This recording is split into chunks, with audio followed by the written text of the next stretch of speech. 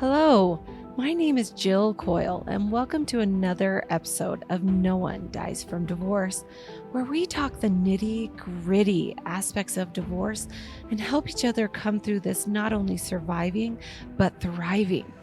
I'm a divorce attorney, and I'm interviewing other experts and people just like you who are going through or have been through a divorce, so you can have the latest and greatest information on all things before, during, and after divorce. Let's dive in. All right, we're so excited to be here today on another episode of No One Dies from Divorce. My special guest today is an expert. And when I say expert, he is literally the expert on dealing with high conflict personalities, especially in divorce. And Bill Eddy, I am just honored and so grateful that you are here today. Welcome to the podcast. Thanks so much, Jill. I'm glad to be on with you. Thank you. So Bill and I, a few years ago, well, not a few years, but about a year ago when we decided to do this docuseries, Josh and I, we were reaching out to experts that I knew or that we kind of researched in, and Bill was one of those experts that I actually have used a lot of his research and what he's done with his writings and his books in my divorce practice for years. So I knew of Bill Eddy. So when he committed to come on and be our expert in this field on our docuseries, I was just honored. And that's why being here today as well to talk about this, I feel like dealing with high conflict personalities is it's an issue that a lot of my listeners need to hear and talk about, because I've said this before, Bill, and you probably could agree, like nobody hears about the easy divorces, right? Nobody hears about the marriages that just quietly dissolve and they're able to resolve their differences and be friends afterwards. Especially in my line of work, being a very high conflict litigation attorney, I deal with this all the time. So Bill's work, what he's doing is very, very important.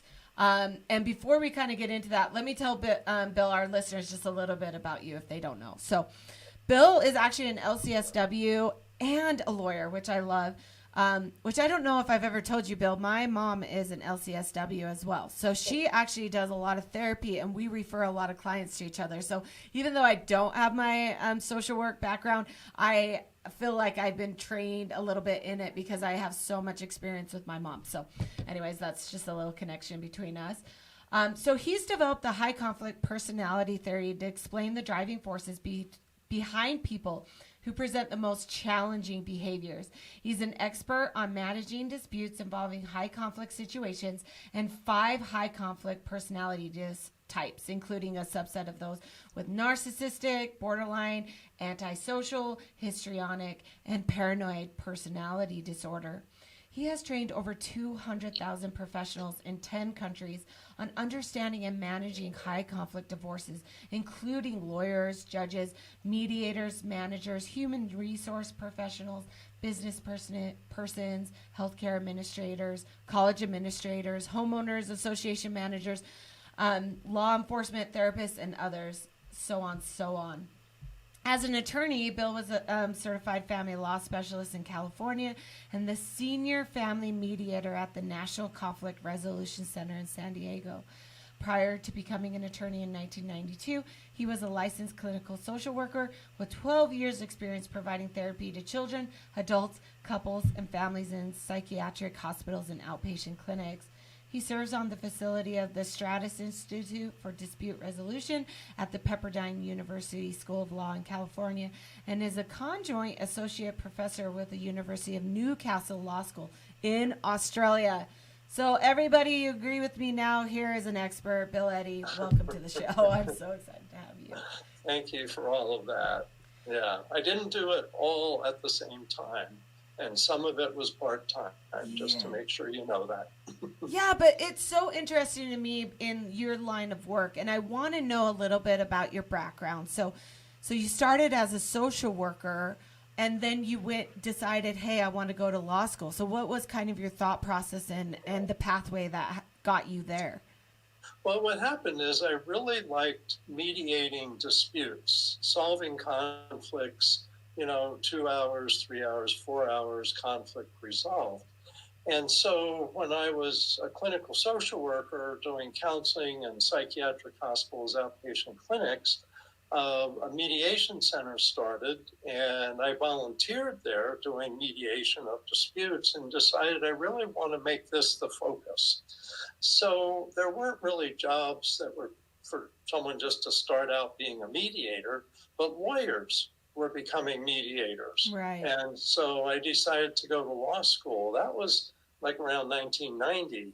So then I became a lawyer, but I realized I should practice in family court for a couple of years so I know what I'm talking about to my mediation clients. And that ended up being 15 years. So I really did 15 years as a family lawyer in court, concurrent with doing mediation. And then I stopped and just focused on mediation most of the last 15 years.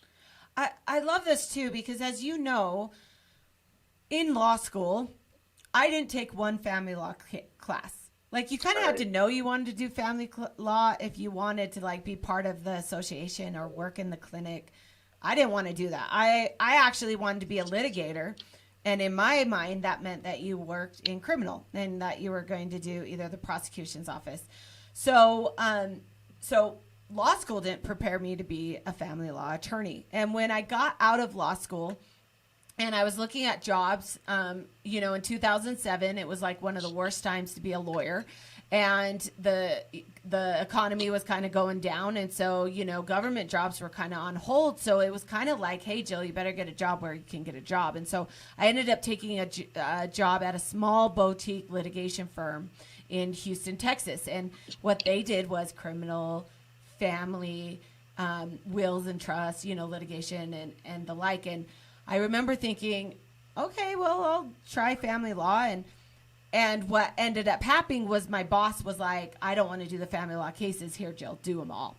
And I really got, thrown into this area of law. And the one thing I realized very quickly is that I had the personality type to really help these people.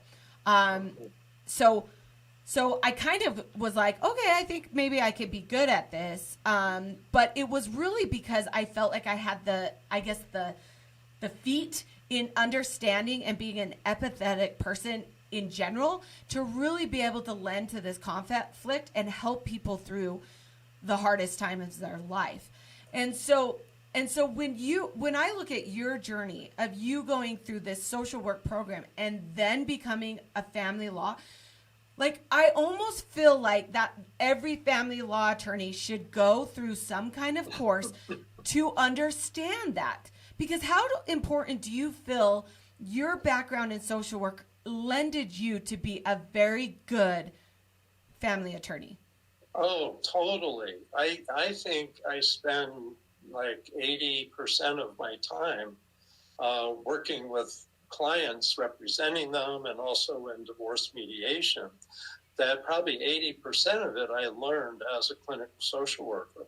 Calming people down, helping redirect their attention, helping them understand child development, communication, all of that. So I'd say it was really helpful, and I agree. I often say that family lawyers should also get a master's in social work because that's what families are about. We're social. Right. That's how people interact. And whether you are a litigation family attorney or you're more on the collaborative route, you have to understand, first of all, that your client is a human being. And then at the end of the day, they have to get to a place where they can communicate what they need. And then you can get them to a place of where they recognize that settling on whatever the situation is going to be best for them, their future, and their family. I was telling you this a little bit before we started, but my mom's a social worker. And in fact, my mom went back to school when I was in high school. So she went back to get her college degree. And she graduated with her master's in LCSW a year before I graduated with my undergraduate. And I feel like my mom was a therapist my entire life. She was just one of those people that really tend to help me recognize the value in people and help me recognize my worth. And then she always was teaching us how better ways of being communicators. And so I really credit a lot of what I call how I'm different in being a family law attorney to what she's taught me. And so I can see why, Bill, you are now this expert because you've seen it. I mean, you know what people are going through. Like, you've seen, I mean, we, as family law attorneys, we always joke that we've seen it all, but really we haven't seen it all. Like, there's always that new case that comes in that you're like, oh, okay, I haven't seen that. But in your experience, you know, when you look through your 15 years of actually being this family law attorney, do you feel like you were really able to help people through this conflict in a different way? Yes. And what I found is, and it took me a couple years to figure out, how do I represent my client vigorously and not destroy the family? In other words, I want my client to be with the kids, and if someone's interfering with my client's contact with the kids, I'm going to be very assertive about what I think should happen here. But I also don't want to destroy the other side. That's the other parent. That's the person that the kids are going to be spending a lot of time with. So really learning methods of calming people, learning what to ask from the judge, and really trying to get people into mediation, collaborative divorce, there's simple negotiation with lawyers, etc.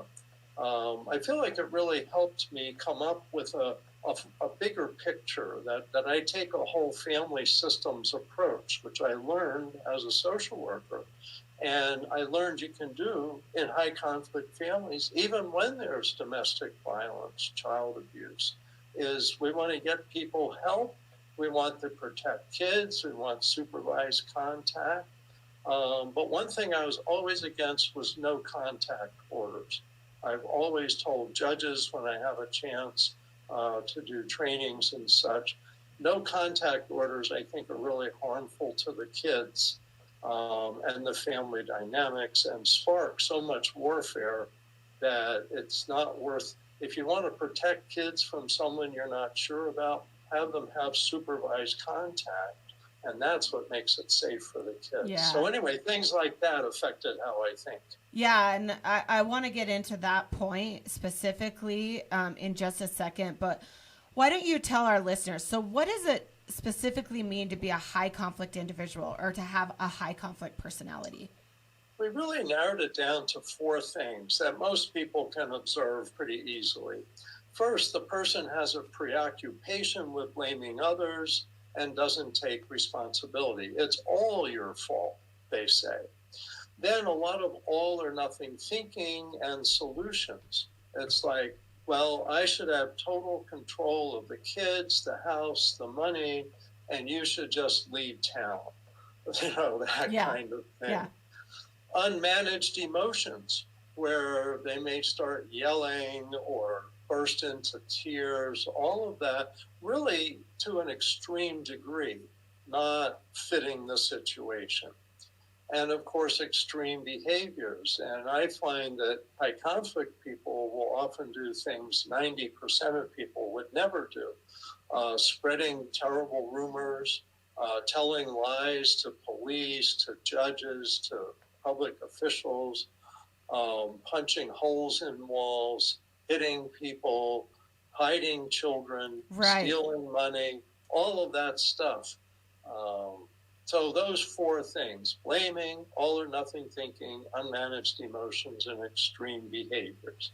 See, and you talk about those in our listeners that are going with that, and then they hear you right before say no contact orders are not in the best interest, or, you know, you always want to encourage time with the other parent. What do you say to these, people that are dealing with these high conflict personalities that all they want to do is just like protect their kids away from them because they are doing such egregious things? Yeah. So what I tell people, I've had cases where a high conflict parent that are just terrible cases. I said, this parent should only have an hour a week contact with the children, and it should be in a therapist's office. Yes. Their influence is so negative, they need somebody there to help interpret to the kids what to take away from this. But what I find with no contact is that kids create a fantasy in their mind of what the other person is. And sometimes that's a very positive fantasy that doesn't fit the reality of the person. And that's why if they see them once a week with the safety of a therapist or a visitation supervisor, then that's the protection, and they see the reality. It's like, oh, that's right. And this could be mom, it could be dad. I've had both cases.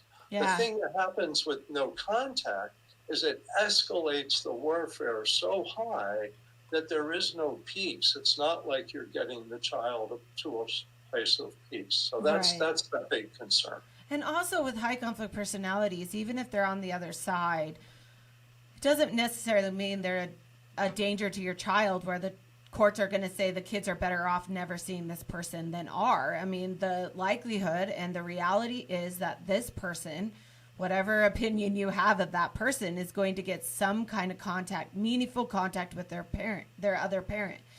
And it's really about guarding yourself, understanding the disorder, and creating parameters around what you can do to protect your kids, and that allows for this to be a safe and effective way. I guess the first thing I would want to tell listeners, and maybe you can chime in on this, is that you can't change the other person, right?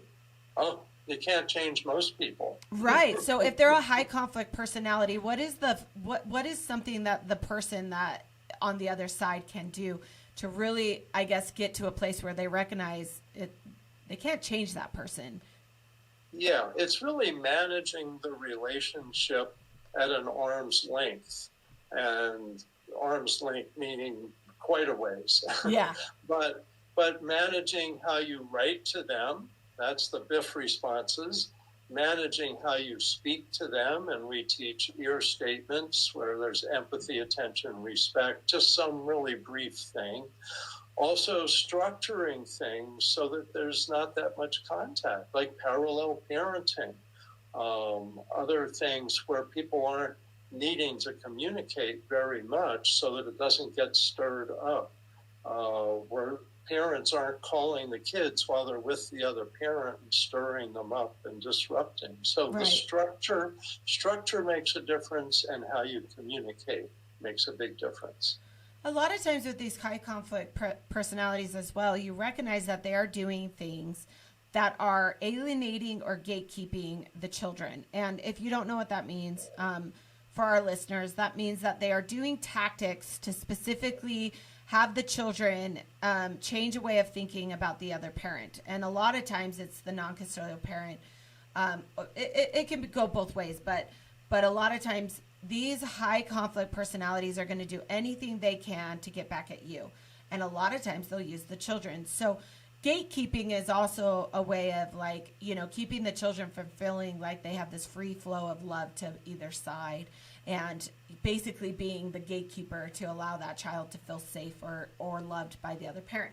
So my question to you, Bill, is what are some ways when you're dealing with this high conflict personality of dealing with those two specific things that high conflict personality person is doing? Yeah, so several things. One is, I think it's important to understand that it's more about emotions than intentional behavior. And there may be some intentional blocking, interfering with appointments, contact, etc. But the biggest part with high conflict people is they communicate primarily emotionally.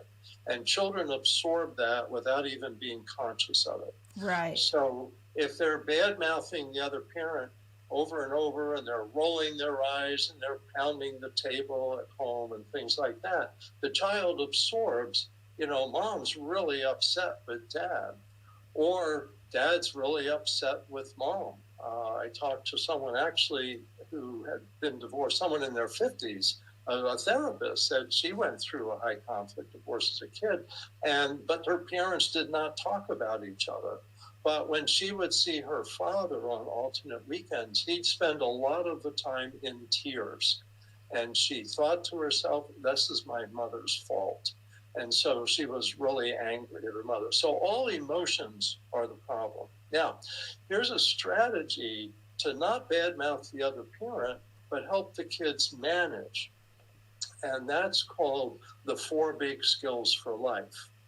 And it's flexible thinking, managed emotions, moderate behavior, and checking yourself. And it's in the appendix in the back of the BITF for Co-Parent Communication book. And the title of the appendix is What to Tell the Kids About a High Conflict Co-Parent. Right. And instead of describing that parent, you talk about these 4 big skills fitted into conversations about other people, other situations. So the kids start thinking, oh, managed emotions is a good thing to have. Oh, wait, dad's not managing his emotions. Well, that's his problem. Right. Or flexible thinking. Mom is just rigid in her thinking. That's her problem, because that's not one of the 4 big skills. So that's a way to help get around and deal with this. And I want people to hear this. So this is coming from the parent who is dealing with a high conflict. First of all, his book, BIFF, BIFF, is fabulous. And I've read it, and I use a lot of its skills and teachings in what I do as a high conflict divorce attorney. But what he's saying is that this appendix and what he's writing about is things that you can do to teach your kids to handle the emotions and or the bad acts of the non-custodial parent. So many times we as a human being want to react to the emotional or the, I guess, harmful parent by anger or, we refute it. Oh, that's not true. Like, blah, blah, blah. Your dad is so mean. Like, why is he saying that about me? And what we're then teaching our children is, first of all, to start picking sides. And then they then stop wanting to express their emotions to you because they're left not knowing how it's going to be handled. And they're just left in this limbo. So I love that, Bill, because you're teaching parents to have the skills to teach their kids to deal with it. Because unfortunately it's there or it's not there. So it's not that you can go back to court as many times as you want, and you can get a court order that says he's in contempt because he did this, this, and this, and he's being negative, and he's being an alienator, and he's, narcissistic. But at the end of the day, the behavior is not going to change. So the only thing we can do is control our behavior and our reactions to it. I love that, Bill. That's such an important point. And people are less frustrated when they realize I'm never going to change him or her, but I can change how I respond, what I choose to say, what I choose to do. And that's like a secret to a more peaceful life when people realize and make that shift.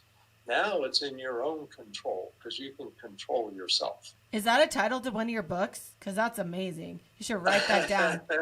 Not yet. To a more peaceful maybe that life. Should be. Yes, I love it. Tips to a more peaceful life when dealing with a high conflict personality. I mean, it is. It's understanding how to manage you. And what's interesting? I use a lot of my research and talking to people like you and thinking what I can do to be even a better parent now, even though I'm not in a high conflict divorce, and I do not have to deal with a high conflict personality spouse, but teaching our kids these tools to be able to manage emotion, understand it, be free thinkers about it, is so important in just daily life. And sometimes I feel like as parents with this, new age growing, we're not teaching our kids the foundations that they need to be grown-ups. Yeah, and I agree. I think anybody can use these skills. And we have people asking us for intact families, step families, all of that. People wanting skills. And by being skills focused, it really calms things down because kids can learn skills, both parents can learn skills, and you can teach yourself skills. That's the key. Yes. And I love it because Matt Townsend is a psychologist here in Utah, and he's written a book, and he's done a lot of studies. But he does a course specifically on the power of communication, and he talks about how if one party in a marriage can come take his course and learn how to properly communicate, the other person doesn't have to do anything. So it's all about managing our emotions, managing what we can be to deal with situations. We're always going to have to deal with people that just plain suck. I mean, whether you're in, your job or your family, we could go into all of that. So why wouldn't we want to learn these skills to really help us become better people at dealing with any kind of situation? I love that. So Bill, when you're talking about this, so if you have a high conflict personality spouse and you're thinking about divorce, does that automatically mean you're going to have a high conflict divorce? No, not necessarily. And what I recommend is people think in terms of a two-track approach. Be prepared for a high conflict divorce, but try to do a low conflict divorce out of court if you can. With the attorneys negotiating or mediation or collaborative divorce. Because many high conflict people actually can be managed. And I train mediators, and I developed a mediation method that helps people manage high conflict mediation. And so that's what I did for much of the last 15 years. And I should mention that I have now retired from that. Mm-hmm. So I'm just doing consulting and training. Sometimes people say, can I use you as a mediator? Not anymore. Yeah. Sorry about that. But to help people see, to give that a shot, and if they have professionals who understand this, they can really help manage the case out of court. But the reality is not all high conflict cases can be managed out of court, and there's always the chance you'll end up in court, even in the middle of the case, even if you started out calm and everything looked good. High conflict people can hold it together for a while, and then they often become extreme. So you want to be ready. And that's why we say, keep a journal of important events, who said what, try to write it the same day that an event happens, keep track of the parenting schedule, especially if things are canceled or constant changes.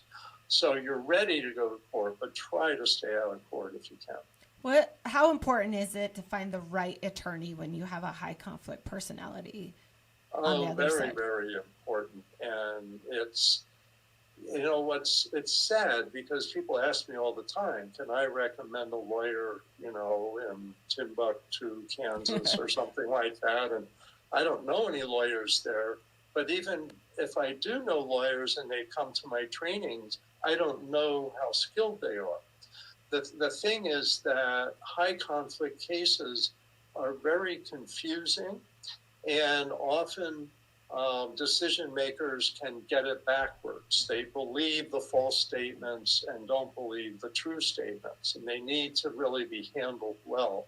So a lawyer who can manage all of this is wise, has experience. I always tell people, high conflict case, you need a lawyer that's got at least 5 years experience. Mm-hmm. Don't get a brand new lawyer, because I was a brand new lawyer once, I don't think I slept much my first year because I took a pro bono high conflict case, and it just, this went into the hundreds of hours. So the idea is, yes, you need a lawyer more than anything who you can communicate with, who has some empathy for you. And I'm so glad you mentioned that, Jill, because empathy really helps you work together as a team with clients. And some family lawyers just lack that empathy, and others have that. But you want empathy and skill. So yes, you need both of that. And I always say, like, if you're looking for an attorney, make sure that you do your research, read their reviews. They're very, very telling. The more genuine ones you see, that means that you have actual clients wanting to talk about their experience about that attorney. And also, you'll get from their website, and you'll be able to understand if they really do understand these high conflict personality disorders. I mean, as an attorney, I really have studied it. I've wanted to understand it better, and I wanted to be able to strategize my specific cases to be able to have better outcomes. I'm not over litigious. I'm not that attorney that needs your work. Therefore, I'm not going to spend your money on frivolous stuff. So you really want to look into that and make sure you don't hire an attorney like that. But I also believe in aggressive litigation gets to fair and quick settlements. So also not, making sure that you find an attorney not afraid to go to court. Not afraid to do that first step of, telling the judge and preparing the evidence, because a lot of times you get into a situation with an attorney and the first thing they want to do is, let's just go to mediation. Let's just see. But an attorney should be able to evaluate, a good attorney should be able to evaluate a situation in the beginning of a case and recognize if it has a high probability of settlement at mediation. And if that attorney can assess the situation and say, you know what, we're not going to settle at mediation. We need to go to court right now, because getting a probable better outcome at court will then lead to a better situation. So I look at those as things that you really want to look at when you're trying to find an attorney. Yeah, I think there's something in there to emphasize. You want someone who's not afraid to go to court, is comfortable going to court, may enjoy the court process of thinking, even though winning and losing is what court's about, and that's not really fun. But the thinking process, some people really like it, and they're great lawyers, and some don't. The other is that you're good at settlement, so that you can help people negotiate, help them succeed in mediation, etc. You want a lawyer who has both sets of skills, because frankly, that lawyers are better at settling their cases if they're good litigators. Yes. And litigators are better if they've been able to settle some of the issues and really focus on what's important. And judges really respect when a lawyer has been able to settle some issues, and now they really just want to deal with what has to be dealt with in court. Absolutely. One of the things that at Coil Law is a lot of people, because we are a high litigation firm, is that they are surprised when we say we settle about 90% of our cases before we go to trial. And they're like, what? And I'm like, yeah, that's the sign that we will go to trial if necessary, but we will settle. And we settle on fair and equitable results. So just really looking at that and knowing that, having that person that has your back, that's willing to go to court if needed. When we go to court, when we go to trial, it's because we have a better case. We know that the evidence is there and the other side is just unwilling to budge. And based off of that, our trial outcomes are usually very favorable to our clients because there was no other option. So you also want to look at that. So Bill, you created this system called the BITF, which reminds me of like Back to the Future. Remember Biff? Yep, Biff was in that. So anyways, tell our listeners a little bit about that system and why you created it and how it can help them if they're in this situation. Yeah, so BIF stands for brief, informative, friendly, and firm. Keep it brief, often just a paragraph, even if you're responding to a 2-page email or a letter or something like that. Informative, just focus on what information is needed here, not defenses, opinions, justifications, all of that, just straight information.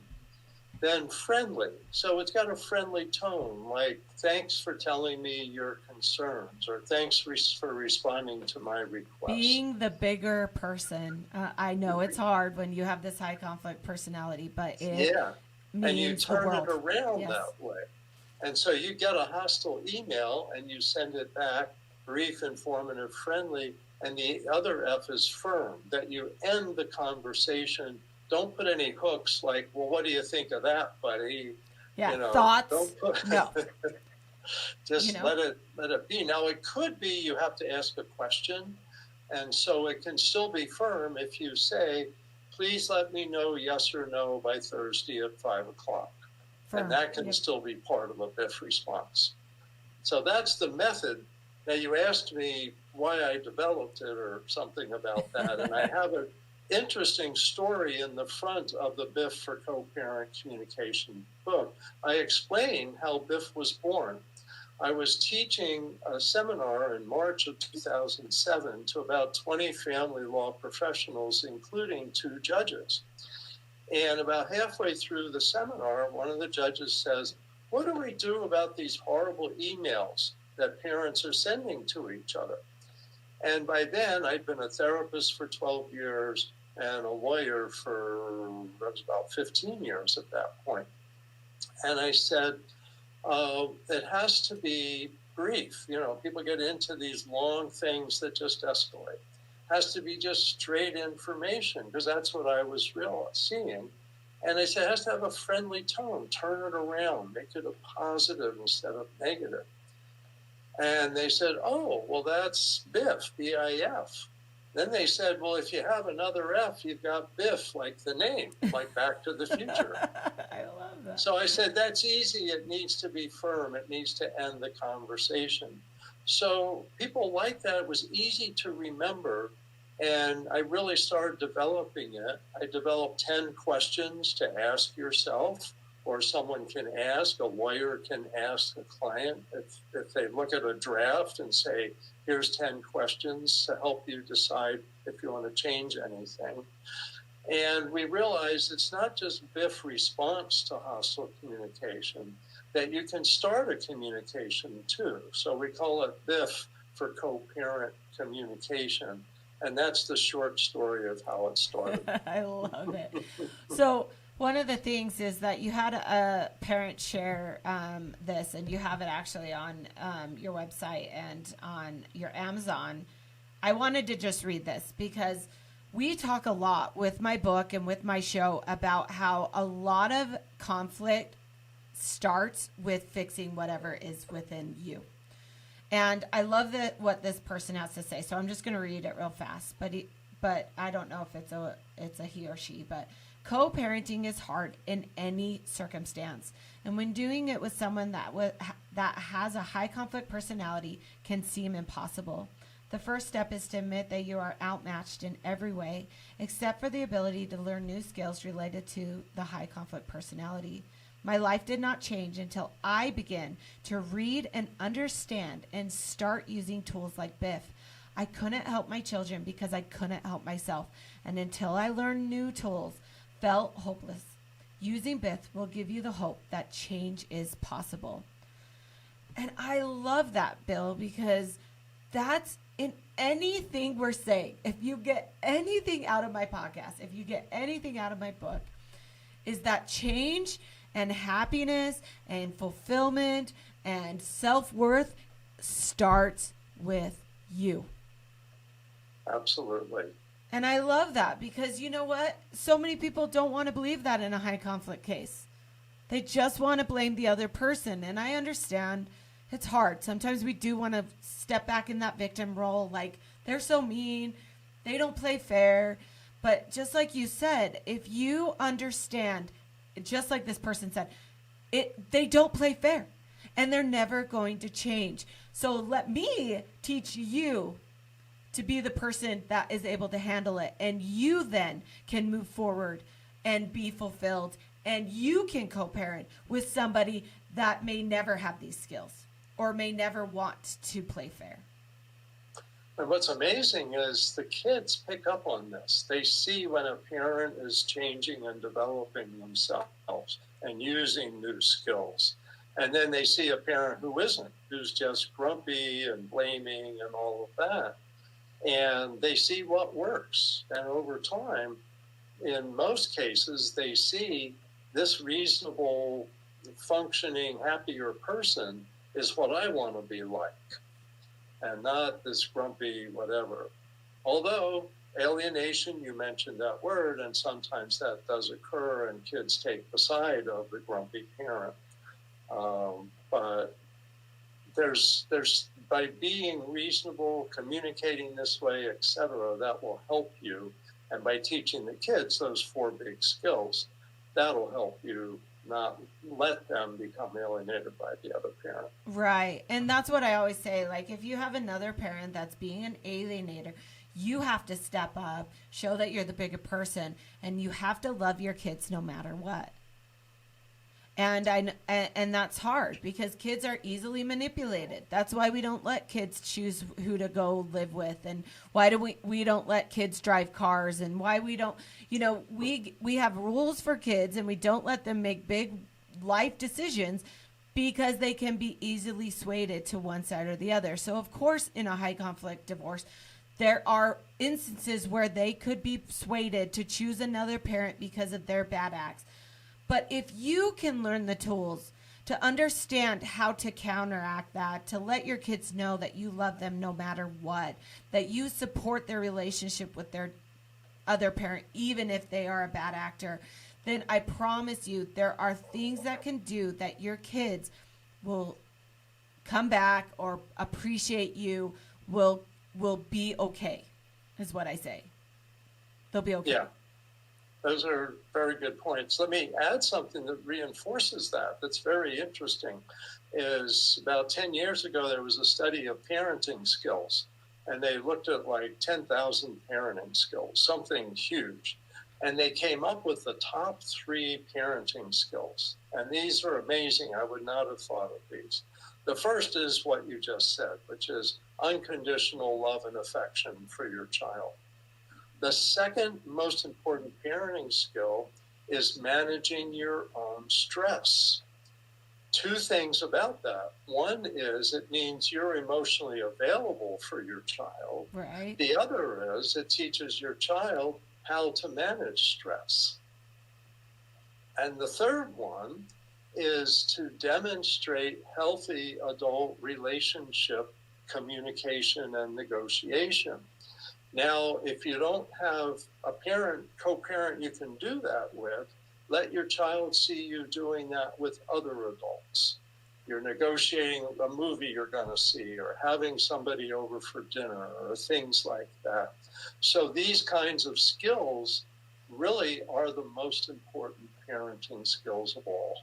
Oh, I absolutely love that. And again, as a parent, I'm sitting here like taking notes, like, yes, that's me. That's what I need to do, and I'm not going through a stressful divorce right now, but even now, trying to be emotionally available to my children takes a conscious effort on my part. So you have to make a conscious effort to put your phone down, to be there for your kids. I try so hard to listen to my kids when they're speaking to me.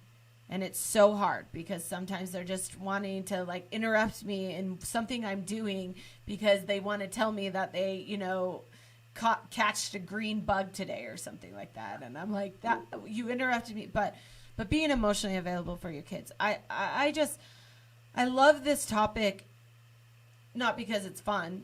Obviously it's hard. But because I'm with you, Bill, like I see that if we as people put in the work to understand the dynamic in relationships, whether it's a high conflict personality or not, if we put in the work, we can see change.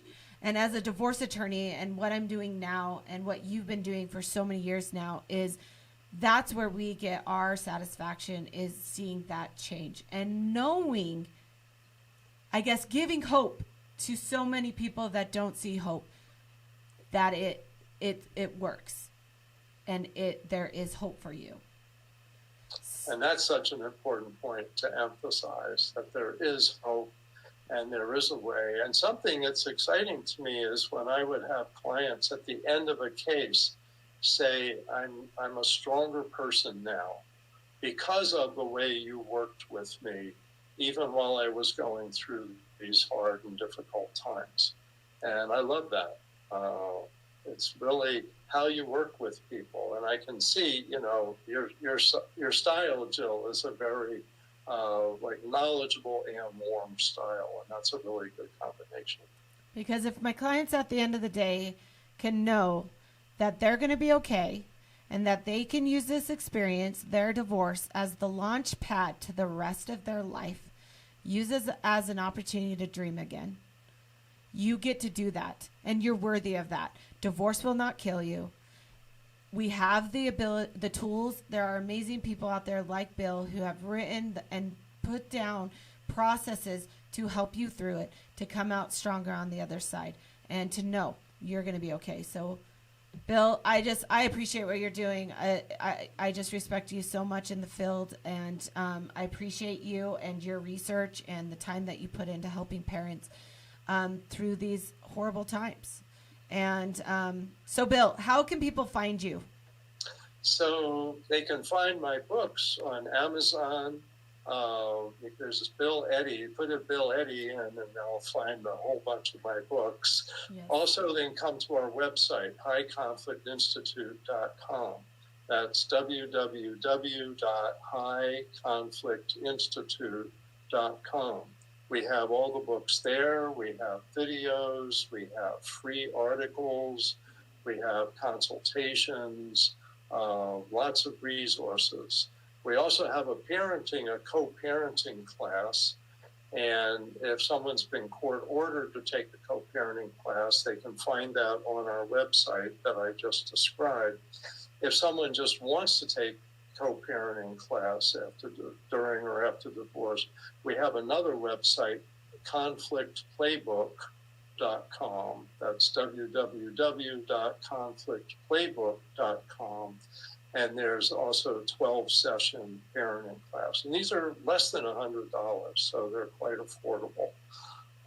But those two websites, lots and lots of resources. Well, thank you so much, Bill. You truly are the master that's become the teacher. And I don't know if you have a master class, but I feel like this would go perfectly on their website. Everybody should take Bill Eddy's master class. So thank you so much for being here today, and go check them out. Remember, no one dies from divorce. We're here to get through this together. If you have any questions or shows that you'd love to be able to hear and for us to do a podcast on, please comment. And don't forget, go ahead and email me. You can email me directly at community@jillcoyle.com. We'll make sure we respond, and we're looking forward to that. Thank you. Until next time, thanks, Bill. Thanks so much, Jill. Thank you for listening to this episode. If you enjoyed, please subscribe, follow, and share. I'd love to hear your questions and feedback. You can contact me at community@jillcoyle.com. See you next time. I am an attorney, but I am not your attorney. Any advice given on the podcast is general and shall not be construed as legal advice.